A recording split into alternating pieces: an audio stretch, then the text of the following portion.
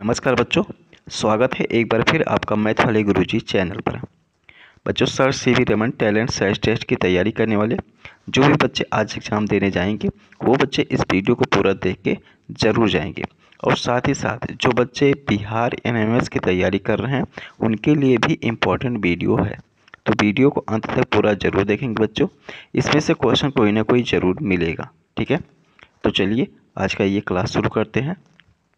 देखें, विद्युतदर्शी एक युक्ति है जिसका उपयोग यह ज्ञात करने में किया जाता है कि क्या कोई वस्तु आवेशित है, चुंबकीय है, दरार से मुक्त है, गर्म है।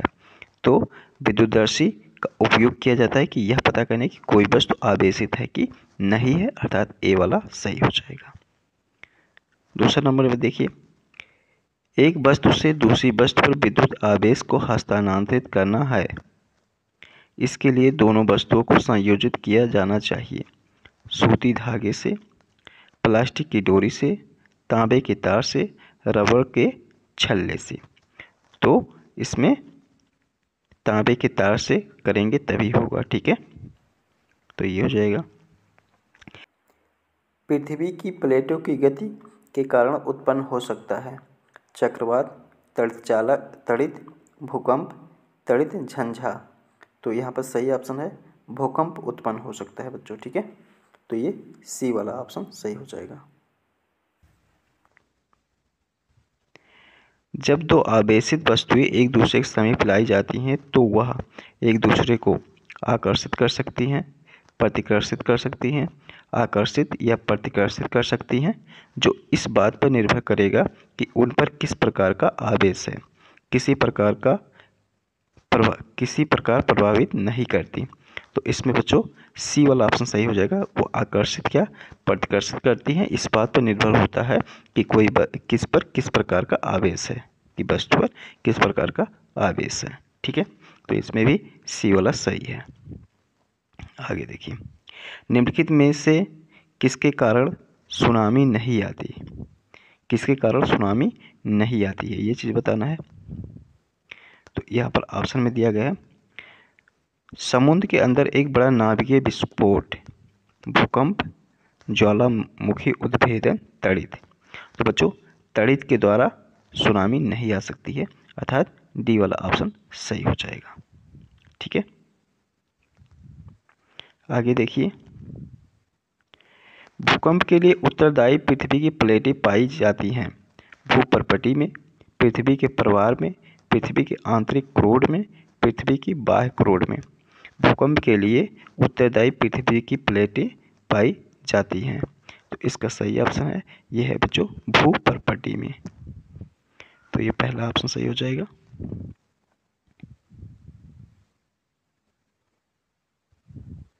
आगे देखिए, नीचे दिए गए शब्दों की सूची पर विचार कीजिए। भूकंपी क्षेत्र, दूसरा है भ्रंश क्षेत्र, तीसरा है प्रवार, चौथा है आंतरिक क्रोड। पृथ्वी की प्लेट की सीमाएं जानी जाती हैं। तो पृथ्वी की प्लेट की सीमाएं जानी जाती हैं। तो ये है बच्चों भूकंपी क्षेत्र से और भ्रंश क्षेत्र से, ठीक है। अर्थात पहला और दूसरा वाला सही है, इसमें जो ऑप्शन दिया है ये फर्स्ट वाला सही हो जाएगा, ठीक है। आगे देखिए, पृथ्वी की सबसे बाहरी परत कहलाती है प्रवार, बाह्य कोड, भूपर्पटी, आंतरिक क्रोड। तो ये कहलाती है बच्चों भूपर्पटी कहलाती है। पृथ्वी की सबसे बाहरी परत क्या कहलाती है? भूपर्पटी कहलाती है बच्चों, ठीक है। ये ऑप्शन सी ऑप्शन सही है। विनाशकारी भूकंपों के आने की संभावना कम है उत्तर पूर्व भारत में, राजस्थान में, कच्छ के रण में, उड़ीसा में। तो ये उड़ीसा यहाँ पर सही ऑप्शन है। आवेश तथा उसकी विशेषताओं के संदर्भ में निम्नलिखित में से कौन सा कथन सही नहीं है? तो सजातीय एक ही प्रकार के आवेश एक दूसरे को आकर्षित करते हैं। तो बच्चों यही सही नहीं है ये वाला कथन, क्योंकि सजातीय आवेश एक दूसरे को आकर्षित करते हैं, आकर्षित नहीं करते बच्चों, प्रतिकर्षित करते हैं। तो यही पहला ही ऑप्शन मिल जा रहा है जो कि सही नहीं है, तो यही लगा देंगे, ठीक है। आगे देखिए, तड़ित लाइटिंग के संदर्भ में निम्नलिखित कथनों पर विचार कीजिए। धरती के निकट संचित ऋणात्मक आवेशों तथा बादलों के निचले किनारे पर संचित धनात्मक आवेशों के मिलने से प्रकाश की चमकीली धारियों तथा ध्वनि के रूप में तड़ित उत्पन्न होती है। तड़ित उत्पन्न होने की प्रक्रिया विद्युत विसर्जन कहलाती है। ये दो अथवा दो से अधिक बादलों के बीच अथवा बादलों अथवा पृथ्वी के बीच हो सकती है। भवनों को तड़ित के प्रभाव से बचाने के लिए तड़ित चालक होता है। ठीक है, तो ये इस पे कह रहा है उपयुक्त में से कौन सा से सही है। ठीक है, तो इसमें एक यहाँ पर देखो, तड़ित उत्पन्न होने की प्रक्रिया विद्युत विसर्जन कहलाती है। ये दो या दो से अधिक बादलों के बीच अथवा बादलों तथा पृथ्वी के बीच हो सकती है। तो इसमें जो है दूसरा और तीसरा सही ऑप्शन सही है बच्चों, और ये बी वाला ऑप्शन इसमें सही है। ठीक है, आगे बढ़ते हैं। अगला देखिए, ये मिलान है। ठीक है, रिएक्टर स्केल, तो रिएक्टर स्केल ये भूकंप पे मिल जाएगा बच्चों। ठीक है, लहर सिस्मोग्राफ, तड़ित चालक लाइटिंग रॉड घर की रक्षा के लिए लगाया जाता है। ठीक है, तो और भी आगे इसको बढ़ेंगे। यहाँ पर देखिए दिया वर्जपात चार्ज इलेक्ट्रोस्कोप पे मिल जाएगा। ठीक है, इस पे तो इस तरीके से ए का 3 पे गया था, बी का 2 पे, सी का 1 पे और डी का 4 पे। तो ये तीसरा ऑप्शन सही हो जाएगा, सी वाला। आगे देखिए, सूची 1 के साथ सूची 2 का मिलान कीजिए। रिएक्टर स्केल, रिएक्टर स्केल क्या करता है बच्चों? भूकंप की तीव्रता मापता है, अर्थात ए वाला तीसरे पे चला जाएगा। ठीक है, इसके बाद भूकंप, तो भूकंप क्या करता है बच्चों? भूकंप बच्चों, ठीक है, भूकंप क्या करता है? धरती को हिला देता है। सही है। इसके बाद राल, राल क्या करेगा बच्चों? राल अंबर, ठीक है, ये अंबर पे मिल जाएगा। और जो वज्रपात होता है वो पॉजिटिव और नेगेटिव चार्ज का मिलन होता है। ठीक है, तो इस तरीके से यहाँ पर देख पा रहे होंगे कि रिएक्टर स्केल तीसरे पे गया, भूकंप चौथे पे। तो ए का तीसरा, बी का चौथा, कौन सा सही है भाई? तो ये डी वाला ऑप्शन सही है। ठीक है, आगे देखो तीसरा नंबर, ये भी तीसरा नंबर भी मिलाने वाला है बच्चों। तो ये है इलेक्ट्रोस्कोप, तो इलेक्ट्रोस्कोप ये चला जाएगा बच्चों चार्ज पे। ठीक है, ये देखो ये वाला क्वेश्चन इसमें भी तो था, इलेक्ट्रोस्कोप, इसमें नहीं, इसके ऊपर वाले में है। ठीक है, इलेक्ट्रोस्कोप, ये देखिए इलेक्ट्रोस्कोप चार्ज। ठीक है, तो मिलाने वाले भी रहता है। एक ही टाइप के क्वेश्चन कई क्वेश्चन में आ जाते हैं बच्चों। ठीक है, तो ध्यान से अगर करेंगे तो ये अच्छा हो जाएगा। तो ये इस पे चार्ज पे जाके मिलेगा। ठीक है, कापर सुचालक होता है। स्पाइक्स बिजली की छड़, बिजली ओजोन इस पे मिल जाएगा। ठीक है, तो इस तरीके से इसका जो ऑप्शन सही है वो ए वाला ऑप्शन सही है। ठीक है, फर्स्ट वाला ऑप्शन सही है। अगला देखिए, निम्नलिखित में से संश्लेषित रेशा है? कपास, नायलॉन, जूट, ऊन। तो यहाँ पर नायलॉन जो है वो संश्लेषित रेशा है बच्चों। ठीक है, निम्नलिखित में से कौन सा रेयान का एक स्रोत है? ऊन, पेट, काष्ठ लुगदी, रेशम। तो रेयान का एक स्रोत है वह काष्ठ लुगदी, सी वाला ऑप्शन सही है। पॉलीकाट बनाने के लिए मिश्रित किए जाते हैं नायलॉन और ऊन, पॉलिएस्टर और ऊन, नायलॉन और कपास, पॉलिएस्टर और कपास। तो पॉलीकाट बनाने के लिए पॉलिएस्टर और कपास का मिश्रण किया जाता है, डी वाला ऑप्शन सही है। आगे देखिए, निम्नलिखित में से थर्मोस्टेटिक प्लास्टिक का चयन कीजिए। Melamine, polythene, PVC, nylon. तो यहाँ पर मेलामाइन सही ऑप्शन है। ठीक है, फर्स्ट वाला। इसके बाद देखिए, रेशम के समान दिखने वाला पदार्थ है नायलॉन, रेयान, पॉलिएस्टर, टेरिलीन। तो बी ऑप्शन सही है, रेयान। आगे देखें, खाना बनाने के बर्तनों के हत्थे तैयार करने का सबसे उपयुक्त पदार्थ है पॉलीथीन, पीवीसी, नायलॉन, बैकेलाइट। तो यहाँ पर बैकेलाइट हो जाएगा। ठीक है। सातवां देखिए, निम्नलिखित में से कौन सा प्लास्टिक का एक समान गुण नहीं है? अक्रियाशील, भार में हल्का, अधिक चलने वाला, विद्युत का अच्छा चालक। ठीक है। तो इसमें बच्चों ये विद्युत का अच्छा चालक नहीं होता है बच्चों प्लास्टिक। ठीक है। तो ये डी वाला ऑप्शन सही हो जाएगा। निम्नलिखित में से कौन से प्राकृतिक बहुलक का उदाहरण है? कपास, पेट, प्लास्टिक। तो बच्चों प्राकृतिक बहुलक का जो उदाहरण है यहाँ पर कपास है, तो अर्थात ए वाला ऑप्शन सही हो जाएगा। ठीक है। आगे देखिए, सूची 1 को सूची 2 के साथ सुमेलित कीजिए तथा सूची के नीचे दिए गए कोड का प्रयोग करके सही उत्तर चुनिए। ठीक है। तो इसमें देखिए बच्चों, इस तरीके से एक कोड दिया है बच्चों, मिलाने वाला दिया है। ठीक है। तो इसमें से कौन सा ऑप्शन सही हो जाएगा ये चीज़ें बताना है। तो देखो बच्चों, यहाँ पर रेयान दिया है। ठीक है, रेयान। तो रेयान जो है वो एक कृत्रिम रेशम होता है, अर्थात इस पे मिल जाएगा। ठीक है।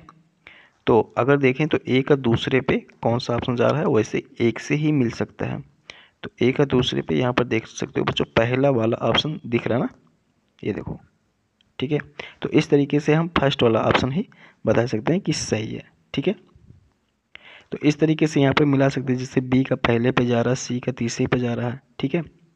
तो बी का पहले पे, सी का तीसरे पे, तो देख सकते हैं नायलॉन इस पे मिल जाएगा, सी का इस पे मिल जाएगा और डी का इस पे मिल जाएगा बच्चों। ठीक है। नायलॉन इसका निर्माण कोयले, जल और वायु से किया जाता है। तो इसको देख लेना बच्चों। ठीक है, मैंने मिला दिया है। आगे देखिए,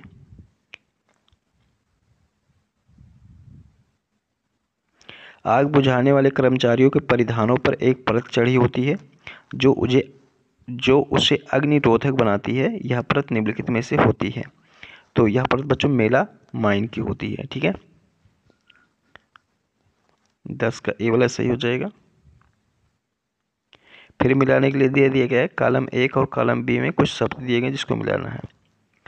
तो इसमें 11 में है बच्चों नायलॉन। तो नायलॉन क्या है बच्चों, एक रेशा है। ठीक है। तो ये 30 पे मिल जाएगा। पीवीसी थर्मोप्लास्टिक पे मिल जाएगा बच्चों। बैकेलाइट थर्मोसेटिक प्लास्टिक है। ठीक है। तो इस तरीके से ये बी वाला ऑप्शन सही हो जाएगा। ठीक है।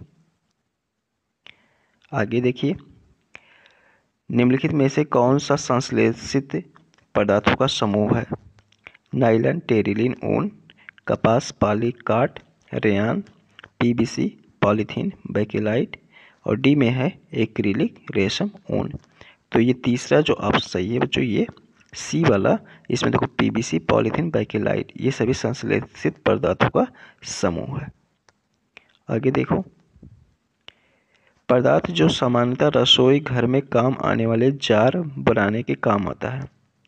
पीवीसी, एक्रिलिक, टेफ्लॉन, पेट। ठीक है। तो ये पेट सही ऑप्शन हो जाएगा बच्चों।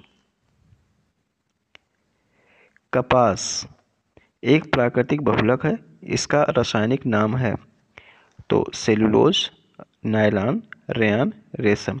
तो कपास एक प्राकृतिक बहुलक है बच्चों और इसका रासायनिक नाम होता है सेलुलोज होता है।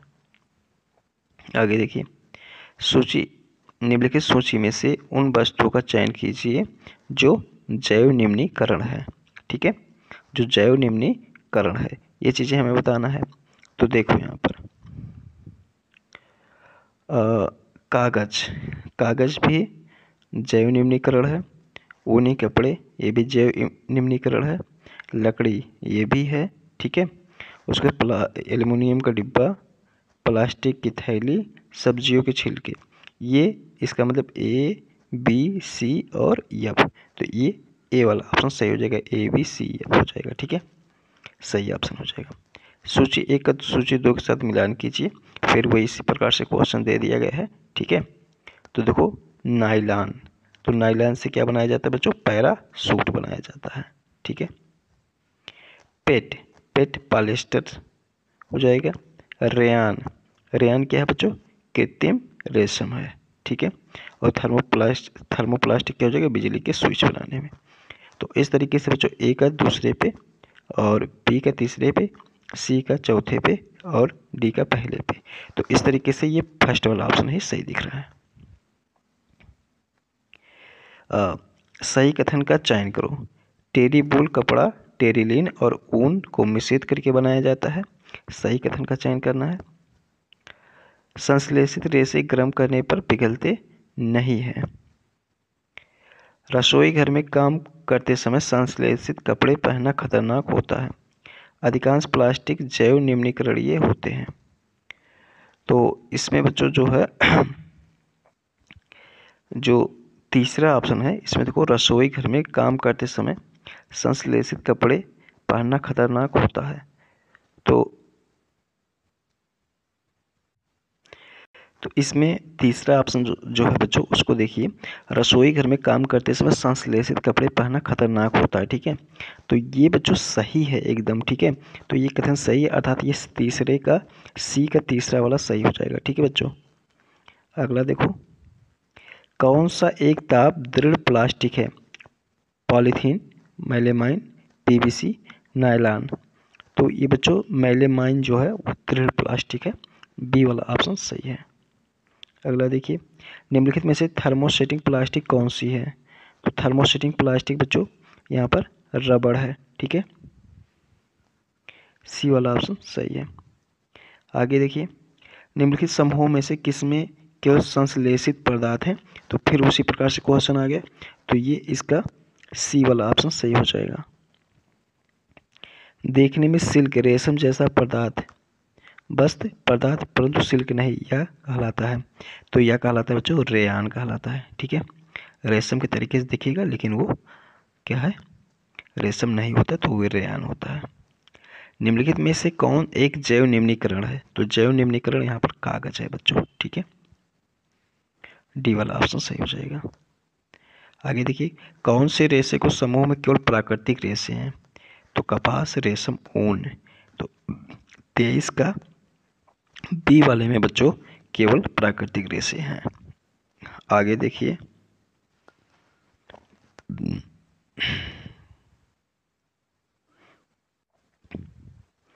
देखो सभी प्लास्टिक एक लक इकाइयों की समान व्यवस्था नहीं रखती हैं।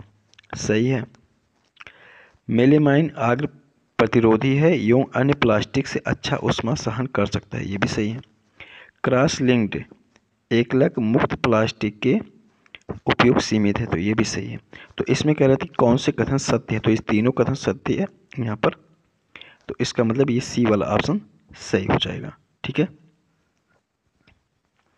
आगे देखो, सभी निर्जीव वस्तुएं कहलाती हैं जैविक संसाधन, क्षयशील संसाधन, अजैविक संसाधन, मानवीय संसाधन। निर्जीव वस्तुएं तो ये कहलाती हैं बच्चों अजैविक संसाधन कहलाएंगी। ठीक है। सी वाला ऑप्शन सही है। वलनीकरण की प्रक्रिया से प्राकृतिक रबड़ की गुणवत्ता में सुधार लाने के लिए यक्ष तत्व के साथ उपचारित किया जाता है। यहाँ यक्ष तत्व है कार्बन, नाइट्रोजन, सल्फर, फास्फोरस। तो बच्चों यहाँ पर सल्फर है। ठीक है। यक्ष तत्व यहाँ पर सल्फर है।